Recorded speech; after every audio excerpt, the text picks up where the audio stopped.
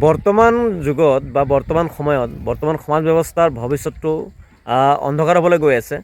দিনক দিনে ফেচবুকত অশ্লীলতাটো বাঢ়ি গৈছে, নেগেটিভ বাঢ়ি গৈছে, নেগেটিভ ভিডিঅ'ই প্ৰচুৰ পৰিমাণে জেগা দখল কৰিছে। কিন্তু 2024, 23, 22, 21, 20 আমাৰ 2025 চনৰ আগৰবিলাক বা 2025 চনতে আমাৰ বেছিকৈ বাঢ়িছে নেগেটিভবিলাক। কিন্তু আগতে চাইবাৰ ক্ৰাইমৰ গুৰুত্ব দিছিলে, যে বহুতৰ আইডি উৰাই দিছিলে, ছাছপেণ্ড কৰিছিলে, বেন কৰিছিলে অশ্লীল ভিডিঅ' দিয়াৰ কাৰণে, অসামাজিক কথা বাৰ্তা, অসামাজিক ভিডিঅ' দিয়াৰ কাৰণে। এটা ভিডিঅ' আপুনি ফেচবুকত ফেমিলিৰ লগত চাব নোৱাৰা অৱস্থা বৰ্তমান সময়ত। এই 2025 চনত চাইবাৰ ক্ৰাইমে কিন্তু ইমান গুৰুত্ব দিয়া নাই। নাজানো দেশৰ ভৱিষ্যত কি হ'বলৈ গৈ আছে, কিন্তু মানুহে পইচাৰ কাৰণে এতিয়া যিকোনো কাম কৰিবলৈ সংকোচ নকৰে। এতিয়া বহুতো দেখা যায় ফেচবুক খুলিব নোৱাৰি, অশ্লীলতা বাঢ়ি গৈছে, নেগেটিভ বাঢ়ি গৈছে, কিন্তু এইবিলাক বিষয়ত মাত মতা মানুহ দেখি পোৱা নাযায়।